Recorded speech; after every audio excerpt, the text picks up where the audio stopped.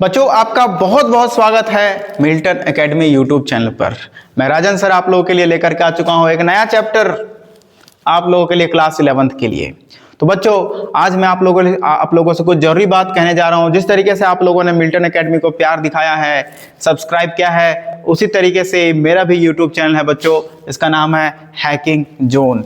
आप जैसे ही लिखिएगा यूट्यूब पर हैकिंग जोन, मेरा चैनल आ जाएगा।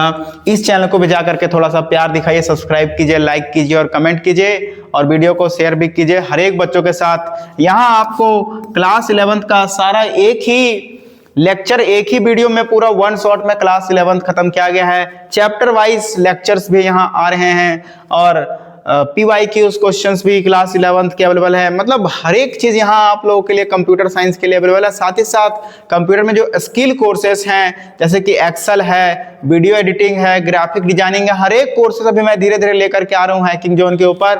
तो मेक श्योर बच्चों आप लोग जाएं और हैकिंग जोन को भी अपना प्यार दिखाएं, सब्सक्राइब करें, शेयर करें वीडियो को और चैनल को। बच्चों, तो इस काम को जरूर कीजिए आप लोग। चलिए अभी कर लीजिए जाकर के पहले सब्सक्राइब सारे बच्चे, बाकी बात उसके बाद इस चैप्टर को पूरा देखिएगा, ठीक है। अभी आपको पता है कि क्लास 11 का एग्जाम सब्जेक्टिव भी होना है, ऑब्जेक्टिव भी होना है, जो कि नया चीज है, अभी तक कभी नहीं हुआ है। तो जितने भी 11th क्लास के विद्यार्थी अभी तक कुछ नहीं पढ़े हैं, कहीं नहीं पढ़े हैं, तो वो एकदम तुरंत से आकर के इस कोर्स को ज्वाइन कीजिए। ये कोर्स आपका ऑफलाइन भी होने जा रहा है और ऑनलाइन भी होने जा रहा है। ऑनलाइन में आपको सबसे पहले बता दूं कि ये कोर्स ऑनलाइन होने जा रहा है मिल्टन एकेडमी के ऊपर। कहाँ होगा? मिल्टन एकेडमी जो एप्लीकेशन है उस पर होगा ऑनलाइन, जाकर के इनरोल कर लीजिए। और साथ ही साथ मैं आपको बता दूं कि अगर आप ऑफलाइन पढ़ना चाहते हैं तो मेरा इंस्टीट्यूट आ जाइए ऑफलाइन पढ़ने के लिए, जो कि आपका अवेलेबल है। एड्रेस है इसका बाबू गांव चौक, एकदम बाबू गांव चौक से एकदम 20 कदम आगे आइएगा मटवारी रोड की तरफ। बाएं साइड में आपको बैनर दिख जाएगा हैकिंग जोन का, जहां पर शानदार तरीके से नए अंदाज में आप लोगों को क्लास 11th कराया जा रहा है। ADCA प्लस वगैरह हर एक चीज नए अंदाज में कराया जा रहा है बच्चों। अपडेटेड सॉफ्टवेयर में कराया जा रहा है, विंडो 11 में पढ़ाया जा रहा है। पूरा हजारीबाग विंडोज 7 में पढ़ा रहा है, लेकिन हैकिंग जोन में आपको नए तरीके से विंडो 11 में पढ़ाया जा रहा है। ये हमारा है चैप्टर नंबर 6, जिसमें कि हम लोग प्रोग्रामिंग के बारे में पढ़ेंगे। तो यहीं पे आपको मैं थोड़ा चैप्टर नंबर 5 पढ़ा। देखिए चैप्टर नंबर 5 में क्या इंपॉर्टेंट है, क्या क्वेश्चन आता है चैप्टर नंबर 5 से। इसमें बाबू चैप्टर नंबर 5 का नाम है ओप्स कॉन्सेप्ट। क्या नाम है चैप्टर नंबर 5 का? Oops concept.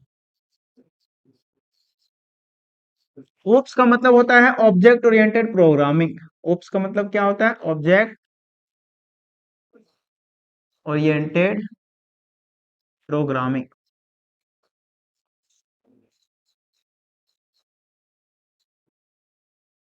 MING। देखिए ओप्स में अब कुछ कुछ फीचर यूज किया जाता है सी प्लस प्लस का। कौन कौन सा फीचर यूज किया जाता है सी प्लस प्लस का? तो सबसे पहले यूज किया जाता है एब्स्ट्रैक्शन का।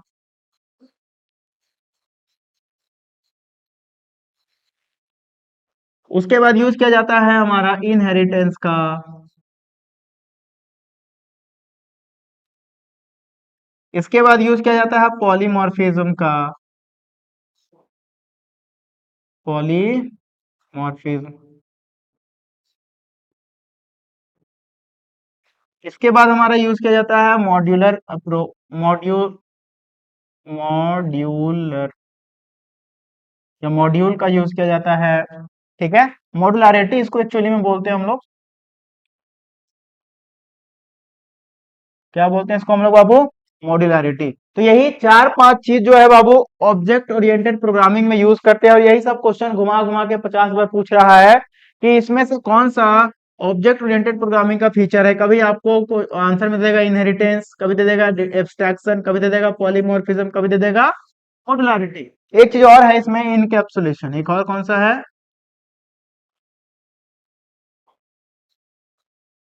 बस चैप्टर 5 से आपको बाबू यही क्वेश्चन पूछेगा। चैप्टर 5 से यही क्वेश्चन पूछेगा। इसको देख लीजिए, समझ लीजिए। चैप्टर 5 से जब यही क्वेश्चन पूछना है फिक्स है तो समझ में आ गया। चैप्टर 5 बाबू इतना ही है चैप्टर 5। अब सीधा चलेंगे हम लोग चैप्टर नंबर 6। सीधा चलेंगे हम लोग चैप्टर नंबर 6 में। चलिए चैप्टर नंबर 6 है सी प्लस प्लस। क्या होता है सी प्लस प्लस? क्या होता है चैप्टर नंबर 6 में है क्या होता है सी प्लस प्लस? देखिएगा हाई लेवल प्रोग्रामिंग लैंग्वेज है। कौन सा लैंग्वेज बाबू? हाई लेवल प्रोग्रामिंग लैंग्वेज, जो सॉफ्टवेयर बनाने के लिए, हाई परफॉर्मेंस एप्लीकेशन बनाने के लिए इसका इस्तेमाल किया जाता है।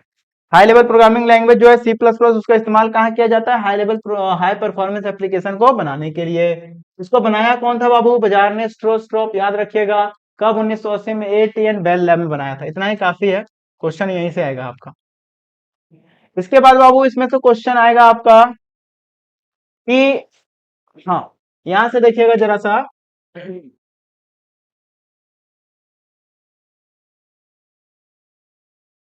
यहाँ देखिए क्या क्वेश्चन आता है। ये हमारा सी प्लस प्लस प्रोग्राम का बेसिक सिंटेक्स, ये क्या हमारा सी प्लस प्लस प्रोग्राम का बेसिक सिंटेक्स है। अगर इस सिंटेक्स को आप अपने फोन में लिखिएगा, अपने फोन में जाकर के ये कोड को लिखिएगा फोन में बाबू, मैं बता देता हूँ आपको कौन सा सॉफ्टवेयर इंस्टॉल करना है।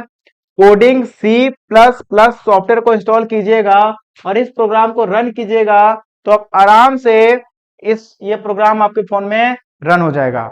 ठीक है सर, क्या एग्जाम डेट बढ़ जाएगा क्लास 11? बिल्कुल बाबू अमन, एग्जाम डेट जो है क्लास 11 का बढ़ चुका है, क्योंकि जो लाइक नहीं करेगा वो एग्जाम में फेल हो जाएगा। हाँ देख लो, सब लाइक करो जल्दी जल्दी वीडियो को। बहुत मेहनत कर रहे हैं तुम लोगों के लिए, देख रहे हो पूरा मैराथन चला दिए हैं, पूरा एक दिन में पूरे पढ़ा देंगे कंप्यूटर साइंस। ठीक है, तो सब लाइक करेगा। फेल नहीं होगा बाबू, कोई चिंता नहीं करो। ठीक है, जब तक राजन सर जिंदा है तब तक फेल होने का कोई बात नहीं करेगा। ठीक है, बस विश्वास रखो। समझ गया ना सर? क्या क्लास, हाँ बाबू, क्लास 11 का डेट का एग्जाम बढ़ गया, इसलिए कल से हम लोग क्लास 12 शुरू करेंगे। इसलिए तो आज लंबा क्लास ले रहे हैं आप लोगों का। कल 12 क्लास, कल से यूट्यूब पे क्लास 12 शुरू हो जाएगा।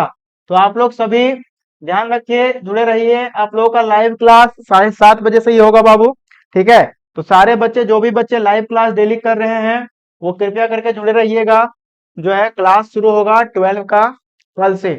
ठीक है, आज हम लोग 11th खत्म कर देंगे किसी तरीके से। ठीक है, चलिए, तो ये हमारा है बाबू फर्स्ट प्रोग्राम। इसमें क्या क्या यूज होता है? हैश इंक्लूड, इसको बोलते हैं हम लोग हेडर फाइल। इसका इस्तेमाल करते हैं जब हम लोग नाम का इस्तेमाल करते हैं, उसके लिए इंट मेन का इस्तेमाल हम लोग फंक्शन के तौर पे करते हैं। सी आउट प्रिंट के लिए इस्तेमाल करते हैं, आउटपुट लेने के लिए। माई फर्स्ट प्रोग्राम क्या होता है? स्ट्रिंग होता है, और रिटर्न 0 जो है वो रिटर्न करने के लिए करते हैं। समझ में आ गया बाबू? सर आप बेस्ट कंप्यूटर टीचर हैं, कसम से बहुत मदद किए हैं आप मेरा स्टडी में। बिल्कुल बाबू, थैंक यू सो मच, बहुत बहुत धन्यवाद। हम चाहते हैं कि आप लोग जैसे बच्चों को और मदद करें। और आप लोग बाबू, जो लोग गांव से हैं या जो लोग हजारीबाग में नहीं रहते हैं, उन लोगों के लिए हम ये लेक्चर बना रहे हैं। बाकी बात, जो बच्चे हजारीबाग में हैं वो तो पढ़ ही रहे हैं मेरे से ऑफलाइन। ठीक है, जो बच्चे दूर दराज से हैं उनके लिए मैं ये लेक्चर बना रहा हूँ। और आप लोगों का कर्तव्य है कि इस लेक्चर को बाबू दूर दूर तक आप लोग फैलाएं, हर एक बच्चों तक जाना चाहिए, और उनके उन तक ये चीज पहुंचना चाहिए। ठीक है, चलिए, ये है हमारा बाबू। इसमें से क्वेश्चन क्या आएगा वो सीधा हम चलते हैं। ठीक है, ये सब क्वेश्चन नहीं आएगा, ये सब प्रोग्रामिंग का पार्ट है बाबू। क्वेश्चन आएगा वेरिएबल क्या होता है। क्वेश्चन क्या आएगा? वेरिएबल क्या होता है? Variable are the container for storing data value. Variable किसको बोलते हैं बाबू? एक तरह का कंटेनर होता है। वेरिएबल क्या होता है? डब्बा होता है। वेरिएबल क्या होता है बाबू? ये देखिए, वेरिएबल होता है डब्बा, जिसमें हम लोग किसी भी वैल्यू को रखते हैं। ये हो गया वेरिएबल, हो गया डब्बा। क्या हो गया? डब्बा। इसमें डेटा को रख दिए, 12 एक डेटा है, उसको डब्बे में डाल दिए।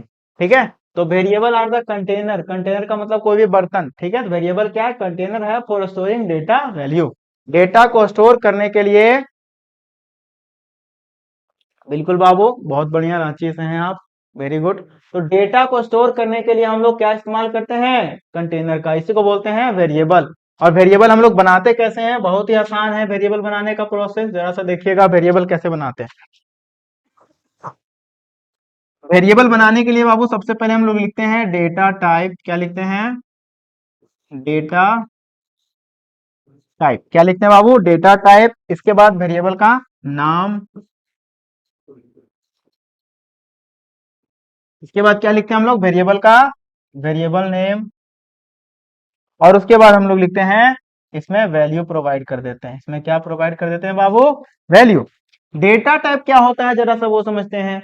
डेटा टाइप का मतलब होता है कि वैसा मीडियम, वैसा माध्यम जो किसी डेटा के टाइप को बताएगा उसको बोलते हैं डेटा टाइप।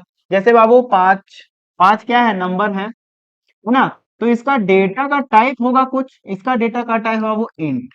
तो ये इंट क्या बता रहा है, इस डेटा के टाइप को बता रहा है। इंट क्या बता रहा है, पांच जो है डेटा है, इस डेटा के टाइप को बता रहा है कि ये क्या है, इंटीजर। तो इंट क्या हो गया बाबू, डेटा टाइप, है ना। अभी डेटा टाइप को हम लोग बहुत ही डिटेल में पढ़ेंगे आगे जाकर के, चैप्टर ही है डेटा टाइप का, ठीक है। तो यहाँ पर बाबू हम लोग डेटा टाइप, एक नंबर को स्टोर करना है, डेटा टाइप लिख देंगे इंट, ठीक है। और वेरिएबल का नाम लिख दिए हम लोग मार्क्स। चलिए, किसी व्यक्ति के मार्क्स को स्टोर करना है, और मार्क्स आ गया कितना, कंप्यूटर साइंस में बाबू तुम लोग का 98। तो ये देखो बाबू, ये जो बनाए, ये ही हमारा वेरिएबल का प्रोग्राम। ये क्या है बाबू, वेरिएबल को इसी तरीके से हम लोग बनाते हैं। इसको अगर हम ग्राफिकली दिखाएं, इसको अगर बाबू आप लोगों को हम ग्राफिकली दिखाएं, तो ये कैसे रिप्रेजेंट होगा, बनेगा एक डब्बा। क्या बनेगा, एक डब्बा बनेगा। इस डब्बा का नाम क्या रहेगा बाबू, मार्क्स। क्या रहेगा डब्बा का नाम, मार्क्स। और डब्बे में क्या नंबर आएगा, 98। तो ये हमारा बन गया वेरिएबल। वेरिएबल को हम दिखा दें यहाँ पर ग्राफिकली, वेरिएबल को हम क्या दिखा दें यहाँ पर बाबू आप लोगों के लिए, ग्राफिकली दिखा दें। इस तरीके से बाबू हम लोग वेरिएबल बनाएंगे, ठीक है। इसके बाद बाबू क्वेश्चन वेरिएबल से इधर से नहीं आएगा, है ना। अब देखिए बाबू, यहाँ से क्वेश्चन आएगा, टोकन किसको बोलते हैं हम लोग, टोकन किसको बोलते हैं। तो smallest unit of program is called token, is known as token. Program के छोटे छोटे पार्ट को हम लोग क्या कहते हैं, टोकन कहते हैं। प्रोग्राम के छोटे छोटे पार्ट को हम लोग क्या कहते हैं बाबू, टोकन। छोटा छोटा पार्ट बोले तो ये पूरा प्रोग्राम लिखा हुआ है, ये छोटा सा पार्ट है, ये छोटा सा पार्ट, छोटा छोटा छोटा छोटा छोटा, ये सब छोटे छोटे पार्ट को क्या बोलते हैं हम लोग, टोकन कहते हैं, ठीक है। जैसे कि हैश इंक्लूड टोकन है, आईओ स्ट्रीम टोकन है। तो बाबू टोकन का प्रकार जरा देखते हैं। 5 प्रकार का टोकन होता है, कीवर्ड, आइडेंटिफायर, लिटरल, पंक्चुएटर और ऑपरेटर। अब देखिए यहां से देखते हैं हम लोग, कीवर्ड क्या होता है, स्मॉल यूनिट। बिल्कुल बिल्कुल small unit. Sir video upload कर दीजिएगा, हाँ बाबू। चाइनीज वीडियो, हाँ बिल्कुल हम लोग अपलोड करेंगे वीडियो को, ठीक है। वीडियो अपलोड हो जाएगा, सबके लिए ये वीडियो ओपन रहेगा, ठीक है। सारे बच्चे इस वीडियो को शेयर कीजिए। देखिए पूरा क्लास 11th को एक ही में हम कंपैक्ट कर दिए हैं, और साथ ही साथ आप लोगों को ब्रह्मास्त्र वाला भी दिए हैं बाबू, उससे बाहर क्वेश्चन नहीं जाएगा। और फिर 12th में शुरू करेंगे अभी हम लोग पढ़ना, ठीक है। देखिए बाबू, टोकन कितना तरह का होता है, तो 5 तरह का टोकन होता है। कितना तरह का होता है, यही पांच तरह का टोकन होता है। कीवर्ड किसको बोलते हैं, तो वैसा वर्ड जो सी प्लस प्लस में पहले से रिजर्व होता है, या उसका कुछ स्पेशल मीनिंग होता है, उसको बोलते हैं कीवर्ड। जैसे कि डबल पहले से मीनिंग होता है सी प्लस प्लस, न्यू का पहले से मीनिंग होता है स्विच, ऑपरेटर, ये सब का पहले से सी प्लस प्लस में मीनिंग होता है। इसको क्या बोलते हैं बाबू हम लोग, कीवर्ड बोलते हैं। क्या बोलते हैं इसको हम लोग, कीवर्ड। इस तरीके से आइडेंटिफायर, आइडेंटिफायर का मतलब होता है the name given by the programmer, जो प्रोग्रामर नेम देता है, the name given by the programmer for unit of program. हम लोग जैसे कि एक वेरिएबल बना रहे हैं, तो लिखते हैं ना एज इज इक्वल टू 95। तो ये हम नाम खुद से देते हैं, प्रोग्रामर जो है वेरिएबल का नाम खुद से देता है, तो इसी को बोलते हैं हम लोग आइडेंटिफायर। ये नाम देते हैं, इसी को बोलते हैं आइडेंटिफायर, ठीक है। इसके बाद लिटरल किसको बोलते हैं, तो कांस्टेंट वैल्यू को बोलते हैं बाबू लिटरल। कांस्टेंट वैल्यू क्या होता है, जैसे एज में दे दिए हम क्या, 19। एज में क्या दे दिए, 19। ये तो 19 क्या है, कांस्टेंट वैल्यू है, तो इसी को बोलते हैं हम लोग literal. Literal are the constant value their data item never changes during the program. इसका डेटा आइटम का वैल्यू बाबू ड्यूरिंग द प्रोग्राम चेंज नहीं होगा, उसको बोलेंगे हम लोग कांस्टेंट। तो यहाँ पे 19 क्या है, कांस्टेंट है। 19 क्या है बाबू, कांस्टेंट है। चलिए आगे बढ़ते हैं फटाफट से हम लोग। उसके बाद है कांस्टेंट का प्रकार है बाबू, ये सबसे आप लोग का एग्जाम में, हाँ यहाँ से फिर क्वेश्चन आएगा, स्ट्रिंग कांस्टेंट से क्वेश्चन आएगा आप लोगों का, ठीक है। स्ट्रिंग कांस्टेंट में जैसे बाबू यहाँ पे लिख दिया हम जैक, यहाँ देखिएगा ध्यान से, ये जो जैक लिखे हैं बाबू, इसमें जो हर एक कैरेक्टर है, जैसे जे ए सी, ये सब अलग अलग कैरेक्टर जो है, ये बाबू एक एक बाइट मेमोरी लेगा। ये 1 बाइट लेगा, ये 1 बाइट लेगा, और ये भी 1 बाइट मेमोरी लेगा। टोटल कितना हो गया बाबू, 3 बाइट। कितना मेमोरी लेगा, ये पूरा स्ट्रिंग जो है कितना बाइट मेमोरी लेगा, 3 बाइट। और स्ट्रिंग कैसे बनाते हैं हम लोग, तो डबल इन्वर्टेड कॉमा के अंदर कुछ भी लिख देंगे बाबू, ये स्ट्रिंग बन जाएगा। डबल इन्वर्टेड कॉमा के अंदर कुछ भी लिख देंगे, क्या बन जाएगा, ये स्ट्रिंग बन जाएगा, ठीक है। तो ये कितना मेमोरी लेगा, 3 बाइट। 3 बाइट तो लेगा ही लेगा, प्लस 1 बाइट और लेगा, टोटल लेगा ये 4 बाइट। 1 बाइट क्यों लेगा सर? तो 1 बाइट लेता है ये स्ट्रिंग टर्मिनेटर के लिए। किसके लिए लेता है? स्ट्रिंग टर्मिनेटर के लिए 1 बाइट लेता है। तो याद रखिएगा बाबू, जब भी हम लोग का क्वेश्चन आएगा, जैसे पूछ देगा कि रांची, RANCHI, रांची में कितना है साइज? रांची का साइज कितना है? तो काउंट करेंगे 1 2 3 4 5 6। 6 में बाबू एक और जोड़ देंगे स्ट्रिंग टर्मिनेटर के लिए, टोटल इसका कितना बाइट हो जाएगा? 7 बाइट होगा इसका आंसर। इसका साइज कितना होगा बाबू? 7 बाइट। स्ट्रिंग टर्मिनेटर क्या होता है? ये देखिए, ऐसे हम लोग स्ट्रिंग टर्मिनेटर को रिप्रेजेंट करते हैं। इस तरीके से हम लोग स्ट्रिंग टर्मिनेटर को रिप्रेजेंट करते हैं बाबू, ठीक है। स्ट्रिंग टर्मिनेटर में जीरो का इस्तेमाल होता है, कभी कभी क्वेश्चन में ओ दे देता है, तो घबराइएगा नहीं और हड़बड़ा के गलत नहीं कर देना है, ठीक है। जीरो देखना है, उसके बाद क्वेश्चन को आंसर सही लगाना है। और ये जो 7 बाइट हुआ यहाँ पर स्ट्रिंग टर्मिनेटर का इस्तेमाल किया जाता है स्ट्रिंग को टर्मिनेट करने के लिए, ठीक है। उसके बाद पंक्चुएटर बाबू, जो भी ये सब दिख रहा है सिंबल उम्बल, ये सब को बोलते हैं पंक्चुएटर, जो क्या करता है? प्रोग्राम को सेपरेट करता है। ऑपरेटर किसको बोलते हैं? तो ऑपरेटर बाबू सिंबल होता है, प्लस माइनस मल्टीप्लीकेशन डिवीजन, जो भी सिंबल आता है उसको वो ऑपरेटर के अंदर आता है। ऑपरेटर 3 तरह का होता है, यूनरी, बाइनरी, टर्नरी, 3 तरह का ऑपरेटर होता है, ठीक है। यूनरी को कितना ऑपरेंड चाहिए? देखिए ऑपरेटर बाबू यहाँ लिख दिए 6 + 7, तो ये जो है और ये दोनों है ऑपरेंड। क्या है ये दोनों बाबू? Operand, OPERAND। और ये जो बीच में आया इसको बोलते हैं ऑपरेटर। क्या बोलते हैं? ऑपरेटर क्या होता है? सिंबल होता है। ऑपरेटर क्या होता है? सिंबल। जो लॉजिकल ऑपरेशन और मैथमेटिकल कैलकुलेशन को करेगा उसको बोलेंगे हम लोग ऑपरेटर। उसको क्या बोलेंगे बाबू हम लोग? ऑपरेटर। क्या बोलेंगे उसको हम लोग? ऑपरेटर बोलेंगे, ठीक है। यही सब ऑपरेटर है बाबू, देखो plus minus multiplication division, this that, सब ऑपरेटर है। 3 तरह का ऑपरेटर, यूनरी, बाइनरी और टर्नरी। तो यहाँ बताएं कि इसको बोलते हैं ऑपरेंड, ठीक है। तो प्लस को कितना ऑपरेंड चाहिए? 2 ऑपरेंड चाहिए, तो ये होगा बाइनरी ऑपरेटर। इसी तरीके से बाबू एक है प्लस प्लस, इसको बोलते हैं इंक्रीमेंट ऑपरेटर। इसको कितना ऑपरेंड चाहिए होता है? सिंगल ऑपरेंड चाहिए होता है, ये लिख दिए। तो वैसा ऑपरेटर जिसको सिंगल ऑपरेंड चाहिए उसको बोलते हैं यूनरी ऑपरेटर। वैसा ऑपरेटर जिसको डबल ऑपरेंड चाहिए उसको बोलते हैं बाइनरी। और वैसा ऑपरेटर जिसको 3 ऑपरेंड चाहिए होगा उसको बोलेंगे टर्नरी ऑपरेटर। चलिए ये देख लीजिए बाबू, सारा ऑपरेटर का यहाँ पूरा चिट्ठा खोल दिए हैं, ठीक है। Unary operator, plus plus minus minus, ये अर्थमेटिक ऑपरेटर है हमारा।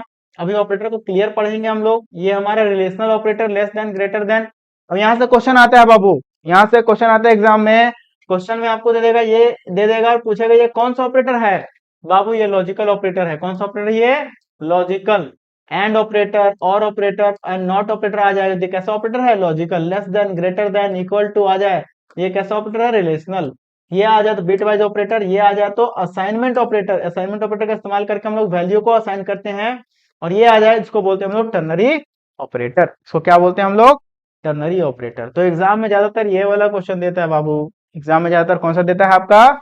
टर्नरी ऑपरेटर वाला क्वेश्चन देता है, ठीक है बाबू। ये है हमारा स्केप सीक्वेंस। स्केप सीक्वेंस का मतलब क्या होता है? देखो कुछ करेक्टर है बाबू जिसको हम लोग जब कीबोर्ड में प्रेस करते हैं तो कुछ नहीं दिखाई देता, जैसे स्पेस। जैसे प्रेस कर दिए क्या हम लोग? Back space. तो बैक स्पेस से कुछ दिखाई देता है? कुछ नहीं। ग्राफिक बनता है कंप्यूटर में, कुछ ग्राफिक बनता है बैक स्पेस को प्रेस करने से कंप्यूटर में? नहीं बनता है। तो जो बैक स्पेस है ये वाला, ये क्या है बाबू? ये है नॉन ग्राफिक करेक्टर। उस तरीके से टैब को प्रेस करेंगे तो कंप्यूटर में किस तरह का ग्राफिक नहीं बनता है, तो ये क्या है? Non graphic character. क्या है ये? Non graphic character. तो नॉन ग्राफिक करेक्टर को रिप्रेजेंट करने के लिए हम लोग कुछ करेक्टर का इस्तेमाल करते हैं। ऐसे स्लैश लगा करके ऐसे करेक्टर का इस्तेमाल करते हैं। ये जो इसका इस्तेमाल करते हैं इसी को बोलते हैं हम लोग स्केप सीक्वेंस। इसी को क्या बोलते हैं हम लोग? स्केप सीक्वेंस, ठीक है। देखो यहाँ नॉन ग्राफिक कैरेक्टर, देखो यहाँ this non graphic character contain represented by using escape sequence. ये नॉन ग्राफिक कैरेक्टर जो है जिसको जिसको दबाने से किस तरह का कैरेक्टर नहीं बनता है कंप्यूटर में, उसको क्या बोलते हैं हम लोग? Non graphic character. और उसी नॉन ग्राफिक कैरेक्टर को रिप्रेजेंट करने के लिए हम लोग यूज करते हैं एस्केप सीक्वेंस। अब इसमें से क्या क्या इंपॉर्टेंट है जो एग्जाम में आएगा, तो एग्जाम का वो न्यू लाइन को रिप्रेजेंट करने के लिए हम लोग स्लैश एन का इस्तेमाल करते हैं, अलार्म को रिप्रेजेंट करने के लिए हम लोग बैकवर्ड स्लैश ए का इस्तेमाल करते हैं, बैक स्पेस के लिए backward slash B, horizontal tab के लिए टी, और यहाँ पे नल बाबू ये जीरो होगा, ठीक है, बैकवर्ड स्लैश जीरो का इस्तेमाल करते हैं, ठीक है। ये ये ये ये इंपॉर्टेंट है, बस बाकी बात नॉर्मल है बाबू, ठीक है। चलिए एरर देखिए बाबू, जो प्रोग्रामिंग में एरर आता है उसको हम लोग बोलते हैं एरर। एरर कितना तरह का होता है, दो तरह का, तीन तरह का होता है। एक होता है रन टाइम एरर, एक होता है कंपाइल टाइम एरर, एक होता है लॉजिकल एरर। देखिए प्रोग्राम जब हम लोग लिखते हैं, जब हम लोग बाबू सी प्लस प्लस का प्रोग्राम हम लोग लिखते हैं तो क्या होता है, उसको कंपाइल करना पड़ता है। हम लोग सी प्लस प्लस को प्रोग्राम को रन कराने के लिए हम लोग कंपाइलर का यूज करते हैं। क्या यूज करते हैं, COM, कंपाइलर का। कंपाइलर का बाबू हम लोग इस्तेमाल करते हैं जब हम लोग सी प्लस प्लस का प्रोग्राम लिखते हैं। प्रोग्राम लिखने के बाद जब प्रोग्राम को रन करना होता है तो हम लोग कंपाइलर का इस्तेमाल करते हैं। कंपाइलर क्या होता है, सॉफ्टवेयर होता है जो प्रोग्राम को रन करता है। पढ़ा है ना कंपाइलर क्या होता है, ट्रांसलेटर में पढ़ा है, जो हाई लेवल प्रोग्रामिंग लैंग्वेज को मशीन लैंग्वेज में कन्वर्ट करते हैं। तो इसका इस्तेमाल करके तो कभी कभी एरर आता है, तो जब कंपाइल टाइम में एरर आ जाएगा उसको बोलेंगे कंपाइल टाइम एरर। जब प्रोग्राम रन होगा उस समय एरर आएगा उसको बोलेंगे रन टाइम एरर। और कुछ लॉजिकल एरर आता है कभी कभार कि हम लिख कुछ रहे हैं आउटपुट कुछ आ रहा है, उसको बोलते हैं हम लोग लॉजिकल एरर, ठीक है। तो इस तरह का एरर होगा बाबू। तो कंपाइल टाइम एरर में तीन तरह का एरर आता है। सिंटैक्स एरर, सिंटैक्स का मतलब जो हम लोग प्रोग्राम लिखते हैं उसको बोलते हैं सिंटैक्स एरर। तो सिंटैक्स में किसी भी तरह का एरर आएगा, है ना, तो तब सिंटैक्स एरर आएगा। टाइप मतलब हो गया, कभी डेटा टाइप में हम लोग एरर कर देंगे तो वो टाइप एरर हो जाएगा। और लिंकर एरर जो होता है वो जब एक्सटर्नल डिपेंडेंसी लाइब्रेरीज जो अच्छे तरीके से लिंक नहीं होगा प्रोग्राम में तो वो क्या आ जाएगा, लिंकर एरर आ जाएगा, ठीक है। तो इस तरीके से बाबू चैप्टर जो 6 भी खत्म हो गया, ठीक है। अब जरा देखते हैं कि हमारा चैप्टर 7 क्या है। अब जरा सा देखते हैं हम लोग चैप्टर 7 क्या है।